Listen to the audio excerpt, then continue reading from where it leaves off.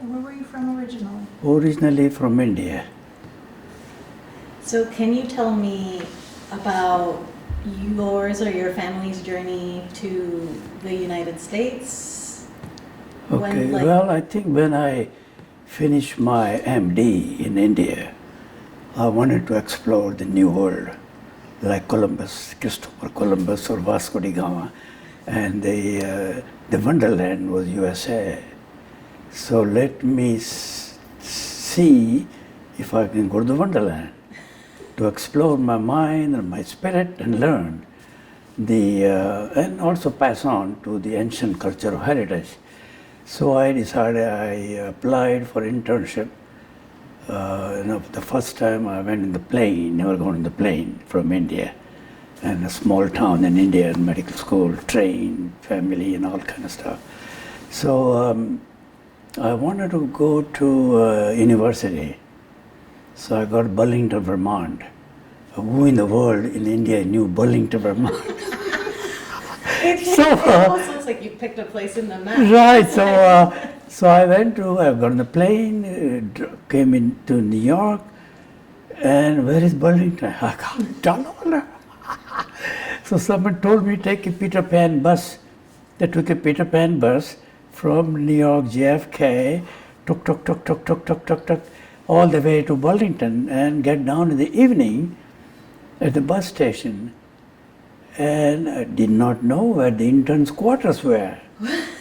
They say it's in the main street. Well, anyhow, someone just showed me to get interns' quarters. So I went to interns' quarters in Burlington, Vermont. So that's my story. That strange surprise, all surprises, from first time coming in the plane, first time landing in New York, Peter Pan bus, not knowing anyone, and that sounds overwhelming. yeah, it's very interesting. The thing was, the internship starts in July, and I came last week of June. Everything was surprising. So for me, the interns were, one was a British lady, one was an Irish lady, one was Filipinos, one was Pakistanis, and 4 Americans. The same big house, up and down, up and down, up and down. So that's the story of my landing in this I call a new wonderland. Do you remember how life in India was before you came to the Well, my life in India was very good. For me, it was very good. You just had an adventure. Yeah, the good family, good parents, and what. So life was very good. But like an explorer, Vasco da Gama or Columbus, their life was good as well. But their mind was to explore the human spirit. And my thing was to explore the human spirit, learn science, technology, what's new in the world.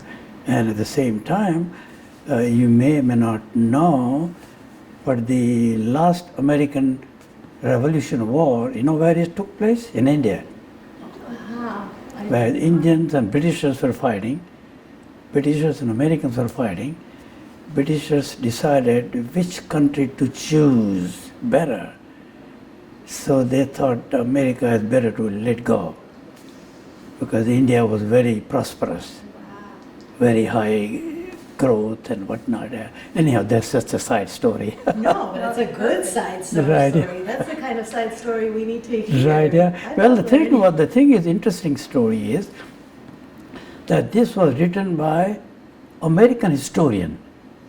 The last American Revolution War took place in India. That was written by American historian. It's also in Smithsonian Museum. So since I'm a town member and I had a great interest in Minuteman, I read through it and I said, wow, isn't it interesting? Yeah. What are some misconceptions or what was it? It was an identity or stereotypes that you faced, and how did you handle them? Well, I thought as I told you, I was just a fresh graduate from India, came to a strange place in Burlington, Vermont. My first rotation was pediatrics, children's, and they asked me to start intravenous. Well, me, kids, mothers are looking at it, the young nurses are looking at me, this young, bright, quote unquote, handsome guy from overseas come in. But I couldn't, but they realized it. So the nun came in. The hospital where I was working was run by nuns. What, and white clothes. I said, white prairie is coming to help me. From over the sky, some white person coming in. So I was very, very fortunate to meet people, very helpful, very progressive, very helpful. I must say that there's no misconception. The conception was good. That they're good people, and that was the story. Hey, you've been in Lexington a long time. You've been in Lexington since your 20s? Well, I've been here since '74 in Lexington. Wow. So from Burlington, I went to Baltimore to MGH. I started my orthopedic residency. The other thing is, I wanted to get, as I told you, excellence in education. So everyone knows MGH and Harvard is the best there is to it, yeah. So worked at it for 4 years, internship, pathology, surgical residency, this residency, finally got into MGH. So started my residency at 1967, and year before I went to India and I got married to my wife. She stayed for a year and then she came back in '67. So that started my residency at MGH at Harvard. That because of my desire to learn and excel, and not just myself to excel, but also give back. Give back to society at large, who has given you so much. So at MGH, want me to tell you more? Yes. Yeah. So Yes, at yes, MGH, I finished my training in '71. I was looking at what can I give back to MGH, to Harvard, or entire country in the field. So I was interested in innovative ideas to see how we can help. So the arthroscopic, you may not know that. It's a small tube you put in the knee, look at it and find out what's happening and what not.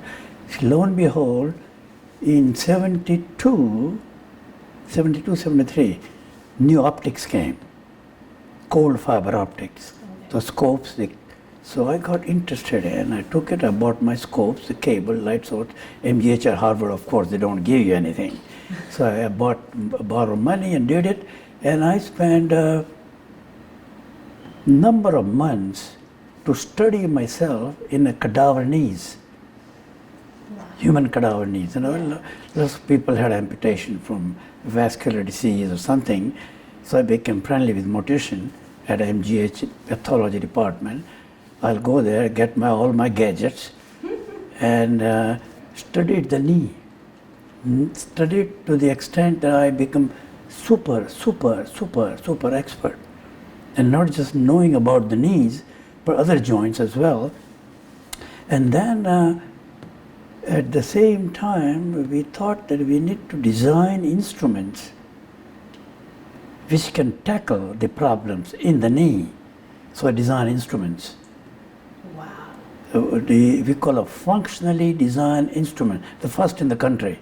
That is impressive. First in the globe. That is impressive. So I designed it and then started,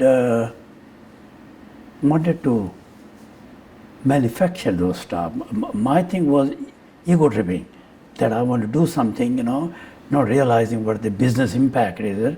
So one of my patients, I said, gee, Alan, could you find someone who makes instruments? He said, yes. I said, okay. So he said, he could pay me $1,000. So I paid him $1,000. I found some instrument company who made it. So every weekend I used to go there, make the instruments, and made those instruments which were, I call a Cadillac or Mercedes or instrument, the first of its kind in the world. Yeah. Designed it. So that happened for a company, and I didn't know how much money I make. I see, I want to, so I had a company, very little money for myself, not knowing, but the things got made. The second goal I had is to really teach and train these stuff. And if you know, if you have opened the knee, the infection rate is higher, disability is higher, stay in the hospital is longer, and so we started doing arthroscopic surgery in the knee and at MGH, other thing. But I wanted to explore these in the emerging countries. Okay. So India was my hometown, so I will go to India, 1, 2, 3, 4, 6, 7 towns. But then I've gone to Egypt, I've gone to Indonesia, gone to Brazil, gone to Argentina, Mexico, Italy, France, Germany, Switzerland, all over the world, and taught them arthroscopic surgery. My goal was 2 goals. The one goal was when they invited me, like for example, Lyon, France. Lyon, France is the capital of knees in Europe, all over the world. So they invited me as 3 conditions I had. Condition 1 is I need to do surgery. You need to invite all the professors to come and watch me, and then we'll do training courses. So I'll do surgery, live surgery, televised, all these guys are watching it, and then afternoon, 1 or 2 patients, I have them walk there. It was a global impact. This happened all over the world. In Egypt, in Israel, not Israel, Egypt, Mexico, Argentina, Brazil, all over India, Germany, Italy, all over the world, yeah. So that made a great impact. What I call is art of giving back to society at large, yeah. I have one final question. Okay. It's a 2-parter. How old are you now, and what have your life experiences taught you about the human spirit? Well, I call human spirit as a Minuteman spirit. Minuteman gives me spirit. So I must tell you, I love the Minutemen. So I used to go to the hospital in the morning at 6:30. So I got my camera, take pictures 6:30 in the morning, afternoon, evening, middle of the night, and I had an exhibit of Minuteman in Kerry Library. Pictures of Minuteman providing that spirit, human spirit, standing tall, be proud, and be helpful. So I had this exhibit at the Kerry Library. That's amazing. Is it happening right now, or did? No, it happened 3 years ago. Oh wow. I had an exhibit, everyone loved the exhibit enough that the Historical Society wanted me to give them the pictures to exhibit in center of the town. Oh well. Near the CVS, yeah. Well. So that's a human spirit. I think we all have it, and I call there is nothing better example than Minutemen. And then I decided to different other stories. I also spent time and as a chairman of the board of medicine, which for 7 years for doctors licensing, disciplining, and whatever the public service to society at large, not just professional, but also public service. And third thing I did, I became a town member. So I'm a town member of Precinct 6. So do whatever we can. So you learn as an explorer, you give back to society at large in your profession, to the community of your community, and to community where you live.